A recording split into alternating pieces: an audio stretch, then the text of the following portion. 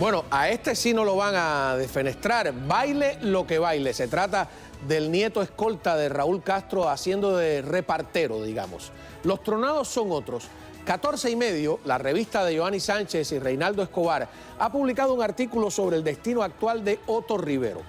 Otto Rivero, recordemos, fue líder de la Unión de Jóvenes Comunistas, del grupo de apoyo a Fidel Castro y de aquel supraministerio llamado la Batalla de Ideas, con muchos recursos. Raúl Castro lo defenestró a los pocos meses de enfermar su hermano Fidel. Hoy el atragantadito de Rivera rumia sus miedos y pesares en un puestecito en la salita Covarrubia del Teatro Nacional, ¿no? Nunca mejor los diminutivos aplicados. Dicen que ha recibido tratamiento psiquiátrico y se esconde discretamente por las esquinas. Yo no me alegro de su sufrimiento, pero comprendo que él jamás sintió compasión por quienes fueron defenestrados antes que él. Lo que me llama la atención es que Raúl Castro ha pasado por la cuchilla a casi todos aquellos jóvenes que fueron vistos alguna vez como el relevo generacional. Solo sobreviven el taimado de Abel Prieto y unos pocos. ¿Por qué la dictadura, como un Saturno tropical, devora a sus hijos? ¿Cuál será el destino, por ejemplo, del último delfín, el vicepresidente Díaz-Canel? Ahora se siente Dios, como en su momento se sintió Laje y Robaina, y más atrás Luis Orlando Domínguez o el pusilánime de Aldana. Pero el humor popular ahora les llama con el título de una conocida película, Los Dioses Rotos. Bienvenidos al Espejo. Bueno, aquí tenemos a uno de esos jóvenes que no se ha vendido por un puestecito, un carné, ni una cuota de poder. David de Omni Zona Franca, que es un activista, ¿no? Que es, dicho, muchísimas gracias por estar aquí, Un placer, activista hermano. cubano. Y te presento a Daniel Benítez, que es un colega, periodista nuestro, que siempre me ayuda cuando tiene tiempo, ¿no? Porque es un reportero ocupado, a compartir con los invitados importantes como tú. Y digo importantes no por guataquería, ¿no? Lo digo porque esta generación se ha enfrentado a muchas cosas desde otro ángulo de la batalla esta, ¿no? que nos han planteado y que nos ha tocado. Más adelante veo que traes ahí una suerte de bocina ambulante, yo diría. Hoy las hay de moda. ¿Cómo se llama eso?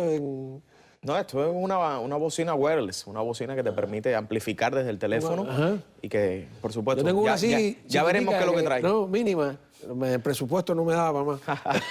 Y vas a cantar algo improvisado aquí, así que te lo vamos a agradecer. Pero el tema que tengo hoy sobre la mesa es que parte de ese artículo que tiene 14 y medio sobre este muchacho, ¿no? Otto Rivero. Otto Rivero. ¿Tú te acuerdas de él? ¿O la gente en Cuba lo borró? Bueno, yo generalmente no he estado muy al margen de lo que sucede en la televisión o de esos cambios de... Es verdad, hay gente en Cuba que vive totalmente al margen del panteón revolucionario, ¿no? De los muertos y el de los vivos. Me parece, ¿no? que es como mucho, ¿no? Siempre me ha gustado como estar informado, estudiar este tipo de cosas, pero lo he hecho más por mi cuenta. Decido qué voy a mirar, qué voy a leer, en qué sitio me voy a informar. Y no es una opción... Granma no es una opción. No, no es una opción. No, hay que recordar, Cao, que Otto Rivero alcanzó su protagonismo durante lo que Castro le llamó, Fidel, la batalla de ideas, que fue por esa batalla, por el retorno de Elian en 1999. Y entonces él alcanzó el protagónico durante esa... Él era el jefe de ese... Él era el jefe. Dice que tenían recursos y que movían tenían una de todo. cantidad de recursos innumerables. Imagínate que todas las semanas se hacía desde un municipio distinto de Cuba lo que era la tribuna abierta para lo cual se movilizaban miles de personas que se ponían carros, guaguas para transportar, para permitir el transporte de miles de personas hasta estas tribunas. Se movían los equipos de la televisión, las unidades de satélite, se mantenía esa ciudad tomada, ya sea un municipio intrincado o una ciudad más del centro, pero tomada durante la semana antes de esta mesa, de esta tribuna antiimperialista. Y ahí es donde Otto Rivero tiene su protagónico y era como el presentador y organizador de todo. Ahora, fíjate, es curioso porque a él lo llevan a Villamarista, lo meten, lo detienen, lo ponen en distintos puestos marginales después y ahora está ahí en el Teatro Nacional, la Salita Covarrubia, que es la más pequeña, ¿no? La Avellaneda yo creo que es la grande de ese teatro. Y dice que ha recibido tratamiento psiquiátrico, está que se muere de miedo, etcétera. Eso es lo que describe más o menos el artículo, ¿no? Y tiene lógica por el temor que infunden esta gente. Pero lo que nos estaba llamando la atención es que todos estos que vinieron por esa misma línea, UJC, Secretariado Nacional, llegaron al poder. Es que la UJC es el trampolín. Era el trampolín. Del grupo de apoyo. Exacto. No, para todos le han pasado la cuchilla, ¿no? Por ejemplo, fíjate hasta qué punto, el día que Fidel Castro le traspasa alegremente el poder a su hermano y leen la famosa proclama. La proclama, hay eso fue otra julio cosa del 2002. 2003. La revolución energética era otra cosa que tenía mucho billete, qué sé yo. Se lo legan a Laje y a Pérez Roque. Los dos le pasaron la cuchilla. Y el que lee la proclama, ¿cómo es que se llama? Carlos Valenciaga. También le pasan la cuchilla, de la misma generación. Entonces yo digo, qué cosa tan curiosa está pasando. Vamos a recordar ese momento de la proclama. Delego, con carácter provisional, mis funciones como impulsor principal del Programa Nacional de la Revolución Energética en Cuba y de colaboración con otros países en este ámbito, en el compañero Carlos Laje Dávila, miembro del Buró Político y secretario del Comité Ejecutivo del Consejo de Ministros. Los fondos correspondientes para estos tres programas, salud, educación y energético, deberán seguir siendo gestionados y priorizados como he venido haciéndolo personalmente por los compañeros Carlos Laje Dávila, secretario del Comité Ejecutivo del Consejo de Ministros, Francisco Soberón Valdés, ministro presidente del Banco Central de Cuba, y Felipe Pérez Roque. Bueno, ahí está, los tres que mencionó. A Soberón también. También, Soberón se fue del aire. Y esto fue año 2006, julio, y bueno, este era el asistente personal de Fidel Castro, que no duró mucho tiempo cuando Raúl tomó el poder. Y es llamativo cómo Raúl se dedicó a esta limpieza de jóvenes, por lo menos de manera masiva, porque siempre han existido esta purga de los jóvenes que intentan sacar la cabeza. Los dirigentes probetas le llamaban, ¿no? Exacto, estos dirigentes probetas que se fueron del aire apenas Raúl tomó el poder, para Raúl afianzar lo que sería la clase militar y con renombre. David, cuando yo entrevisto a estos exdirigentes, jóvenes, o cuando hablan, ¿no? Siempre dicen que no les quedó más remedio. ¿Qué voy a hacer? No. Hay una ley física que es, los cuadros ni se hacen ni se destruyen, se trasladan. O sea, eso se mueve ahí. Pero el problema básico, de base, que estamos teniendo es la cantidad de tiempo que están los dirigentes en el poder. Porque en todos los países, cuando cambia el poder, el nuevo presidente hace cambios en el grupo de gente que anda a su lado, ese tipo de cosas. ¿Y qué pasa en Cuba? Que toda la cantidad de tiempo que está un presidente en el poder ayudando a las mismas gente, a las mismas personas, eso debería moverse a más velocidad.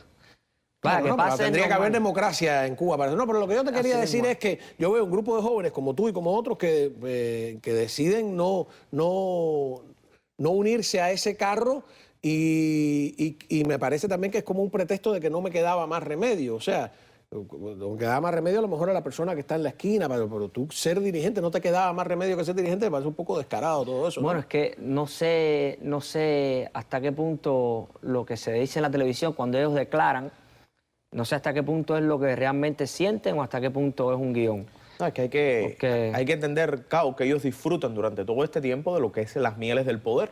Ellos se aprovechan de ese cargo, se aprovechan de esa posición que tienen, y en un país donde hay tantas necesidades, todos estos dirigentes han vivido por encima de la media y han aprovechado justamente en parte de la defenestración de Felipe Pérez Roque, de este señor que tenemos acá atrás, de Laje, es justamente porque según Raúl Castro se estaban beneficiando de las mieles del poder. Todo es un cuento de la y todo ello lo hacen. Las fotos que enseñan, por ejemplo, sin ánimo de defender a esta gente, las fotos que enseñan de cómo disfrutaban del poder, es una fiesta sí, está por encima de la media, pero tampoco es que están haciendo nada del otro mundo. Claro, Eso mismo lo hacen con los disidentes también. Por ejemplo, yo recuerdo las famosas fotos de para allá en la playa, que tú dices, bueno, ¿y qué? No están haciendo tampoco nada del otro mundo, ¿no? En Cuba te cogen y te ponen 4 o 5 fotos y te, Claro, pero el y te problema es acusan que de ya cosas. eso significa que están despuntando.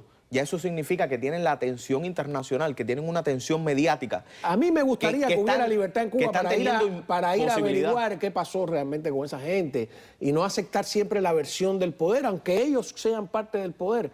O sea, a mí la idea de que al diablo con ellos porque ellos también disfrutaron del poder y que a mí me parece peligroso. Yo creo que hay que defender que haya justicia para todos, incluso para estos canallas, ¿no? Y que podamos tener la oportunidad de hacer un periodismo investigativo, etcétera, etcétera. Yo tuve la oportunidad de entrevistarlos a forma de trinchera por ahí, por las cumbres, etcétera, etcétera. Y me llama la atención que, por ejemplo, cuando Robaina se me enfrentaba o a las preguntas que yo le hacía era de una arrogancia total y después tú lo ves que cuando cae son de una sumisión vergonzosa. Vamos a recordar algún momento Robaina en su apogeo, en el año 1994, por ejemplo. ¿Qué pasó con Robaina? Que es una pregunta. Mañana daremos una rueda de prensa. Pero, ¿qué pasó con Robaina? Se dice que está detenido, que su esposa está en problemas. Por fin, ¿qué pasó con Robaina? Voy a dar una rueda de prensa mañana. ¿Qué pasó con Robaina? Porque se dice que está preso, que la mujer tuvo problemas, él no ha hablado. Es mentira, es mentira. Una breve palabra, canciller, si es... Por favor, señor, la rueda de prensa mañana, 8 de la mañana en el hotel. Bienvenido a la rueda de prensa.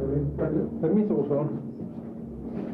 Canciller, disculpe, pero siento que cambió la actitud cuando dije que era de Miami. Por favor, señor, por favor. No, pero siento un poco que cambió la actitud solo porque dijimos que era de Miami. No cambió la suya, por favor. ¿Pero qué actitud? Estoy haciendo unas preguntas. No levante la voz, por Por favor. favor. Estoy haciendo solo unas preguntas. Bueno, esto por supuesto no es Robaina, este es Felipe Pérez Roque. Pero le estás preguntando por el caso no, claro, porque esto del ya- canciller de Robertico Sí. Robaina, que sabíamos que fue un ascenso meteórico, lo pusieron de canciller a dedo, estuvo en el buró político, lo sacaron de ser canciller y poco después lo sacaron hasta del Partido Comunista por ser desleal y por todo lo que ellos alegan que él hizo. A mí lo que me llama la atención es que hay un momento determinado en que yo, entre varios encuentros, le digo que si no tiene miedo que le vaya a pasar lo mismo que Robaina y le pasó lo mismo que Robaina. Es lo que habría que preguntarle ahora de alguna manera también a Díaz-Canel, si no tiene miedo que le pase lo mismo que... Bueno, si que a saben Pérez pintar Roque. pueden hacer lo mismo que Robaina, que tiene un taller de Pero pintura. los antecedentes y son un tremendos. paladar. Fíjate,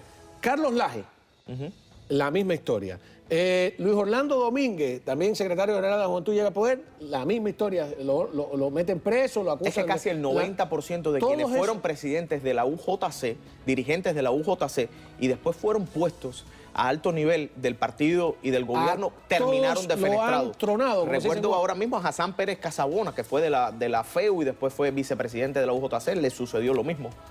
¿Por qué? ¿Por qué? ¿Qué pasa que no hay jóvenes representados realmente en el poder cuando regresemos de la pausa?